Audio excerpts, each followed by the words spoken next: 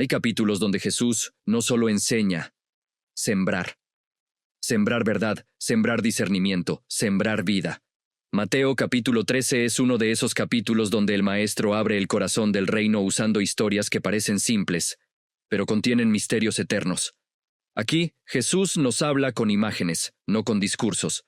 Nos muestra que el reino comienza como una semilla, que crece en silencio, que convive con lo que no entendemos, y que finalmente revela su valor y su destino eterno.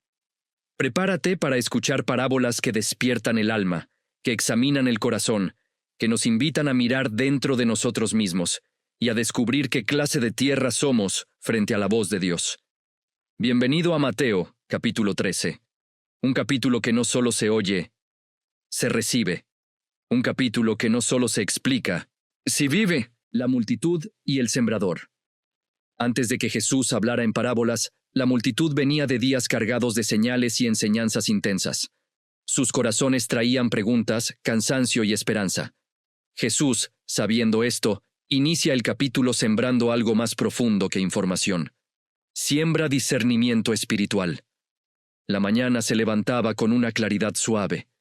El cielo, todavía teñido con tonos dorados, parecía extenderse como un manto cálido sobre las aguas tranquilas del lago de Galilea. El viento corría con gentileza, moviendo las hojas de los árboles y llevando consigo murmullos de la multitud que ya comenzaba a reunirse. Personas de todas partes venían caminando desde antes del amanecer. Algunos traían cansancio en los hombros, otros traían enfermedad, otros curiosidad, y otros un anhelo profundo que no sabían explicar. Pero todos, absolutamente todos, coinciden en una cosa. Escuchar a Jesús era como respirar aire por primera vez. La orilla estaba repleta. La multitud crecía tanto que Jesús tuvo que subir a una barca cercana. Se sentó. Y desde allí, con la superficie del agua extendiéndose detrás como un espejo, comenzó a hablar. No habló con prisa, no habló con peso. Su tono era suave, pero firme. Delicado, pero lleno de autoridad. Un sembrador salió a sembrar.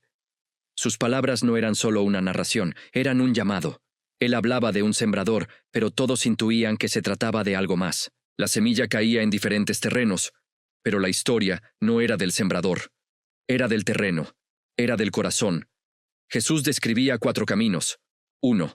El camino endurecido, donde la semilla no entra. 2. El pedregal, donde nace rápido pero muere por falta de raíz. 3.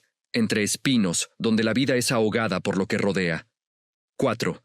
La buena tierra, donde todo florece y da fruto en abundancia. Pero mientras narraba, su mirada recorría los rostros de la multitud. Él sabía quién tenía un corazón endurecido por heridas pasadas, quién estaba emocionado, pero sin profundidad, quién estaba ahogado por preocupaciones, y quién, silenciosamente, estaba listo para dar fruto. La parábola cayó como semilla en cada uno de ellos, pero solo algunos la guardarían, solo algunos permitirían que germinara. Tras sembrar una historia que abrió más preguntas que respuestas, los discípulos se acercan. Quieren entender por qué Jesús habla así. Esta transición conecta el mensaje del corazón con el propósito profundo del Maestro. ¿Por qué parábolas? El velo y la luz. Cuando Jesús terminó la parábola, muchos se quedaron pensativos. Unos entendieron. Otros sintieron curiosidad. Otros se confundieron. Al quedar a solas con Jesús, los discípulos preguntaron: «Señor, ¿por qué hablas en parábolas?» Jesús los miró como quien mira más allá de la piel. Una mirada capaz de atravesar la historia personal de cada uno. Porque a ustedes les es dado conocer los misterios del reino, pero a ellos no. Una frase que podría sonar dura, si no fuera por la ternura en su voz. Jesús explicó: hay quienes están dispuestos y quienes no. Hay quienes desean luz y quienes prefieren la sombra. Hay quienes quieren oír, pero no cambiar. Y hay quienes, aún sin entender todo, tienen el corazón abierto. Jesús citó a Isaías: un pueblo con ojos que no ven y oídos que no oyen, no porque Dios lo quiera así, sino porque ellos decidieron cerrar su interior. Pero los discípulos, a pesar de sus dudas, querían aprender. Por eso Jesús les explicó cada símbolo, cada detalle, cada verdad escondida. Jesús Les reveló que la parábola del sembrador no era un cuento, era un espejo, un diagnóstico espiritual, un llamado urgente a revisar el terreno del alma. Los discípulos comprendieron entonces algo fundamental. El reino no entra por obligación, entra por revelación, y la revelación se abre a los humildes. El trigo y la cizaña, el misterio de la mezcla.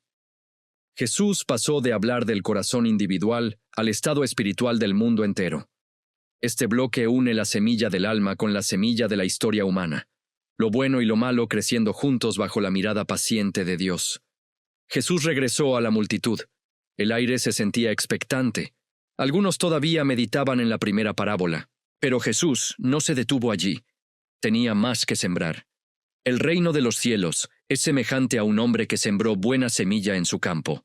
La parábola comenzó tranquila, pero luego dio un giro inesperado. Mientras dormían, un enemigo vino y sembró cizaña entre el trigo. Cuando ambas plantas crecieron, la cizaña apareció. Los siervos, alarmados, querían arrancarla. «Señor, ¿la quitamos?» Pero el dueño dijo, «No, dejen crecer ambos juntos hasta la siega». Estas palabras fueron como un rayo de luz para la multitud. ¿Por qué existe mal en el mundo? ¿Por qué personas buenas sufren? ¿Por qué Dios no elimina al malo de inmediato? Jesús estaba respondiendo con una historia. Dios es paciente. Dios no actúa impulsivamente. Dios cuida que el trigo no sea arrancado antes de tiempo. Dios espera el momento justo. El mal existe, sí, crece, sí, pero no triunfa, porque al final el trigo será guardado y la cizaña será apartada. Jesús no hablaba del campo, hablaba del mundo, de la vida, del alma. Era una revelación profunda.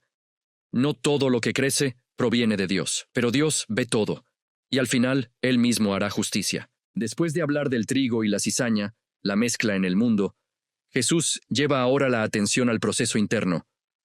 Lo que en el exterior parece lento o pequeño, en el interior del alma puede estar creciendo con una fuerza que solo Dios entiende. La mostaza y la levadura, el crecimiento que nadie ve. Jesús miró a la multitud, y muchos de ellos todavía estaban procesando la historia del trigo. Algunos veían injusticias en sus propias vidas. Otros recordaban heridas que no habían sanado. Otros se preguntaban por qué habían pasado ciertas cosas. Jesús, percibiendo esas inquietudes, continuó. El reino de los cielos es como un grano de mostaza. La gente sabía lo que era la mostaza, una de las semillas más pequeñas que existían. Diminuta, casi invisible en la mano del sembrador. Pero Jesús añadió, cuando crece, es más grande que todas las hortalizas. El mensaje era claro. Dios no necesita grandeza para comenzar. Necesita disposición. La fe puede empezar como un suspiro, como una oración débil, como una pregunta sincera, como un deseo de cambiar, como un paso, pequeño, pero real. El reino funciona así. No llega con espectáculo, no llega con ruidos fuertes. Llega como algo pequeño, pero destinado a ser grande. Jesús continuó. El reino es como la levadura que una mujer tomó y escondió en 3 medidas de harina, hasta que todo quedó fermentado. La multitud entendía la imagen. La levadura no hace ruido. No cambia el color de la masa de inmediato. No es visible mientras actúa, pero transforma.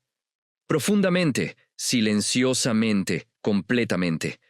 Jesús estaba diciendo, lo que Dios está haciendo en ti puede que nadie lo vea, pero está creciendo. Y un día será evidente para todos. La transformación del reino no ocurre siempre de un día para otro. Ocurre en silencio, en lo profundo, en lo íntimo, hasta que, de pronto, lo que antes era pequeño se convierte en refugio, alimento, dirección y vida. Después de historias de semillas, crecimiento y mezcla espiritual, Mateo hace una pausa narrativa. Este bloque explica por qué Jesús hablaba en parábolas. No era una técnica, era un cumplimiento profético. Todo en parábolas. El plan de Dios desde el principio. Mateo, observando el curso de la enseñanza, añade algo importante. Todo esto habló Jesús en parábolas a la multitud, y sin parábolas no les hablaba. Las parábolas no eran un recurso retórico, eran parte del plan de Dios. Profetas, siglos atrás, Habían dicho que el Mesías hablaría revelando cosas ocultas desde la fundación del mundo. Jesús no solo enseñaba, daba cumplimiento a lo que Dios había anunciado, y lo hacía de la manera más humilde, no con discursos filosóficos, no con lenguaje de reyes, no con títulos complicados, sino con historias sencillas, capaces de tocar tanto al erudito como al campesino. Parábolas que eran como puertas abiertas para quien quisiera entrar, pero cerradas para quien solo buscaba criticar. Dios siempre había guardado misterios, pero ahora, por medio de Jesús, esos misterios estaban siendo abiertos delante de todos. Hasta aquí, Jesús ha sembrado parábolas. Pero ahora los discípulos piden algo más íntimo, una explicación privada. Este bloque conecta la mezcla del mundo con su destino final. Jesús explica la parábola de la cizaña, el final de todo. Cuando Jesús entró en casa, los discípulos aprovecharon el momento. Señor, dijeron, explícanos la parábola de la cizaña. Ellos querían comprender. No querían solo oír, querían saber. Jesús, con una paciencia profunda, explicó: el que siembra la buena semilla es el Hijo del Hombre. El campo, continuó, es el mundo. La buena semilla son los hijos del reino, la cizaña, los hijos del maligno. El enemigo que la sembró es el diablo. La siega es el fin del mundo. Los segadores son los ángeles. Y luego, con solemnidad, habló del final. El Hijo del Hombre enviará a sus ángeles, y recogerán de su reino todo lo que hace tropezar. La multitud había oído esta parábola de manera general, pero ahora los discípulos sabían que Jesús hablaba del destino eterno. Hablaba de juicio verdadero. Hablaba del día final, donde el mal sería removido definitivamente. Y entonces Jesús dijo algo que iluminó el alma.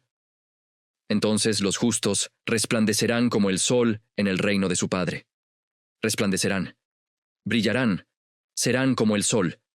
No un brillo físico. Un brillo de gloria, justicia, pureza y eternidad. Este mensaje llenó de fuerza y esperanza a los discípulos. El mal no triunfaría. El bien no sería olvidado. El justo no sería abandonado. El tiempo presente tiene mezcla, pero el futuro del reino tendrá claridad. Después de hablar del juicio, Jesús vuelve al enfoque personal. Ya no es el destino del mundo, sino el valor del reino en la vida de cada persona. El tesoro escondido. El valor supremo del reino. Jesús dijo: el reino de los cielos es como un tesoro escondido en un campo. Las palabras despertaron la curiosidad de todos. Israel conocía historias de tesoros enterrados en tiempos de guerra, pero Jesús hablaba de un tesoro diferente.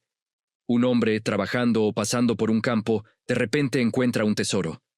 Lo esconde. Y lleno de gozo, no de obligación, no de angustia, vende todo lo que tiene para comprar aquel campo. Jesús mostraba un principio eterno. Cuando alguien descubre la verdad de Dios, cuando ve el reino con claridad, cuando entiende lo que Dios ofrece, lo que antes parecía valioso pierde brillo. La vida cambia, los deseos cambian, las prioridades cambian, los planes cambian. El reino no se toma por obligación, se toma por gozo. El hombre no vendió todo llorando, lo vendió gozoso, porque sabía que lo que había encontrado era mayor que todo lo que poseía. El tesoro es Cristo, es el reino, es la verdad, es la vida eterna, es la paz que no depende de circunstancias. Es la luz que entra y transforma. Es el propósito que da sentido a todo. Así funciona el reino. Solo lo valoran los ojos que lo han visto de verdad. Tras el tesoro, Jesús presenta otra imagen. Si el tesoro representa el valor del reino, la perla representa la decisión de entregarse completamente a él. Ahora el mensaje cambia de hallazgo a elección. La perla de gran precio. La decisión que marca destino. Jesús continuó con otra parábola, una que brillaba con la misma fuerza que la anterior, pero con un matiz distinto. El reino de los cielos es semejante a un mercader que busca perlas finas. Un mercader no es alguien que tropieza con un tesoro por accidente. Es alguien que sabe lo que vale. Alguien que examina, que compara, que conoce la calidad de lo que pone en sus manos. Jesús añadió: y habiendo hallado una perla preciosa, fue y vendió todo lo que tenía y la compró. El mensaje era todavía más profundo que el del tesoro. El tesoro es encontrado. La perla es buscada.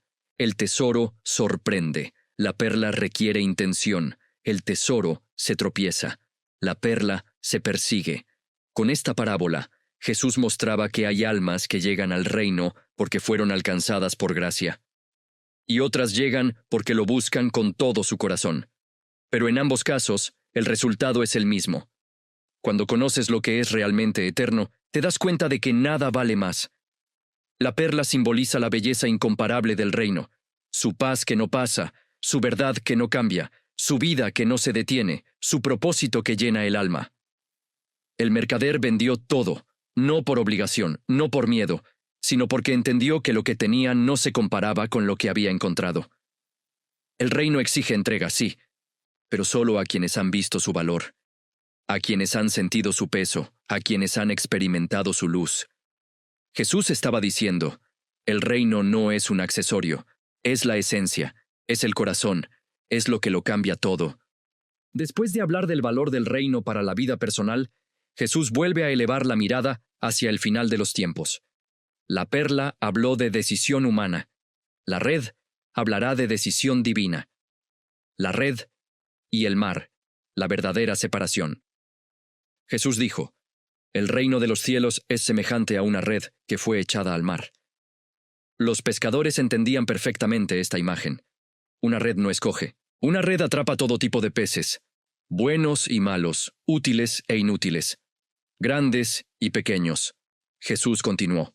Y una vez llena, los pescadores la sacan a la orilla, y sentados recogen lo bueno en cestas, y lo malo lo echan fuera.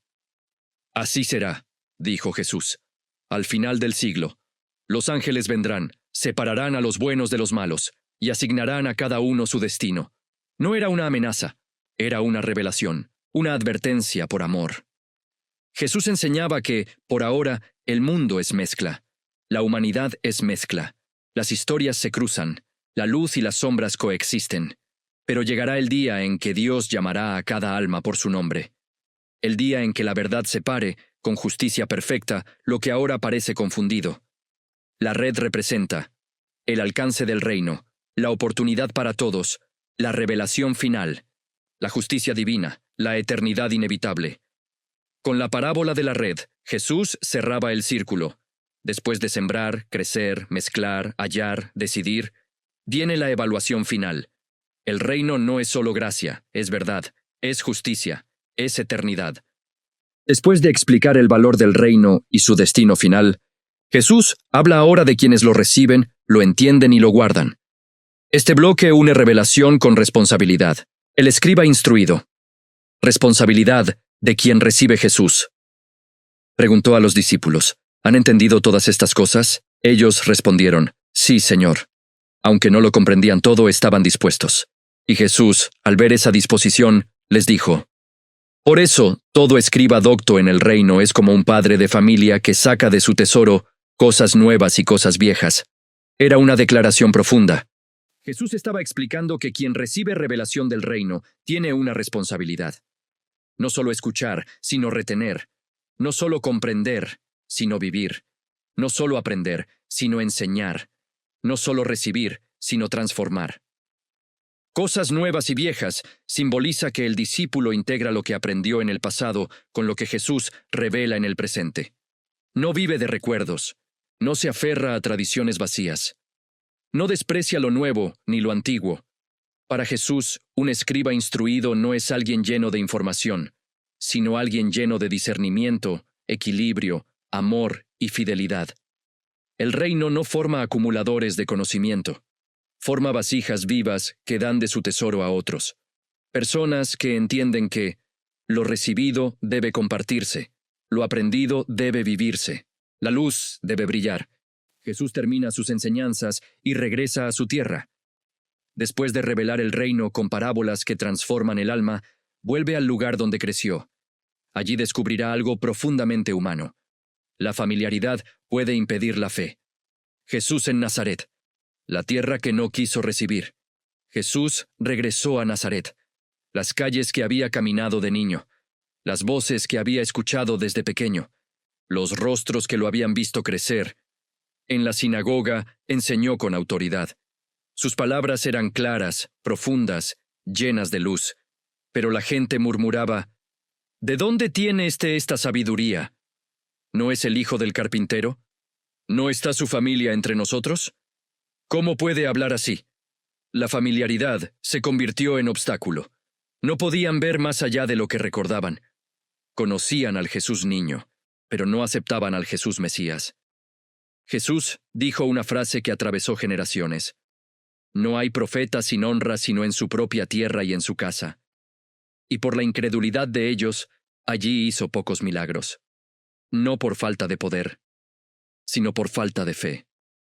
Nazaret vio al niño, pero no quiso ver al Salvador. Oyó la voz, pero no quiso recibir el mensaje. Y así termina Mateo capítulo 13. Con la mayor verdad espiritual del capítulo entero. La semilla más poderosa no germina en un corazón cerrado.